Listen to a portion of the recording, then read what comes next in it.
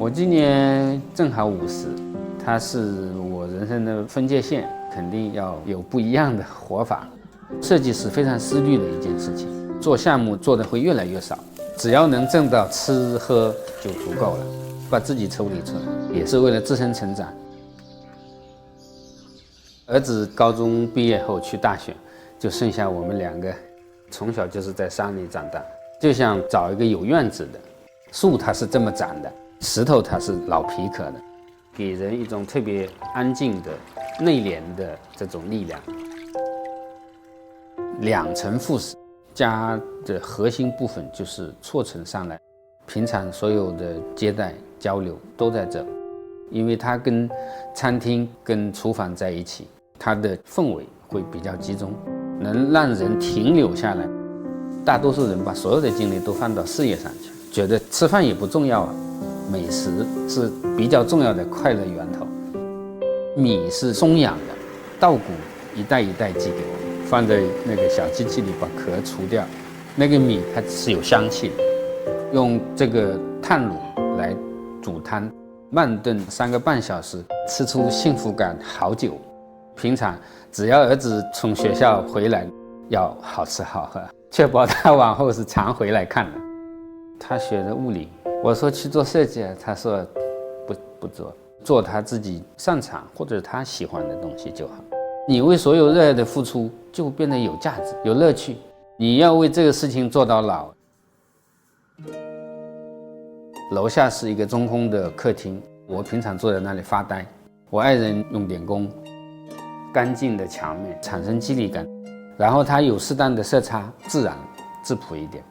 精致的东西也好，它都有反射力，加上我们一些中古家具能跟大自然交融的。再看，以为这是一个很贵的中古灯，几百块钱收的，把它的灯头跟灯泡换了，找了一个大漆的网，就形成了一个非常天然的中古灯。我的房间只有一个床，把卫生间跟储藏衣柜独立到外头去，它更清爽舒适。中间是做了一个书房，对旧东西特别喜欢，像我这个茶几，一个老的石板石片，纸筒，它是装东西用的，正好大小一致。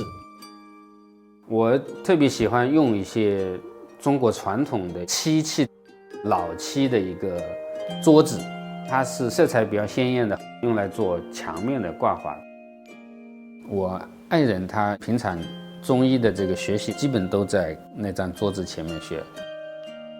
我们认识的时候就20来岁吧，不是那种热烈式，真实的2个人的这种放松相处就好了呀。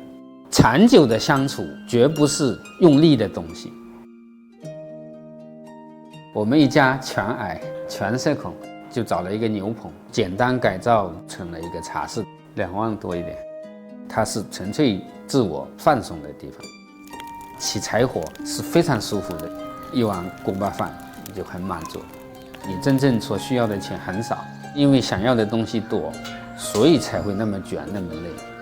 建议过好几个人，在所在的工作地买房，其实是把你一生去赚一个房子，去租一个小房子，或者租一个院子，把日子提前过起来，可能这个幸福指数会得到巨大的一个改变。只有成功好像才是人生巅峰，只有挣到钱你才是厉害人物，这些价值观肯定是不对的，应当是都跟生命质量有关系。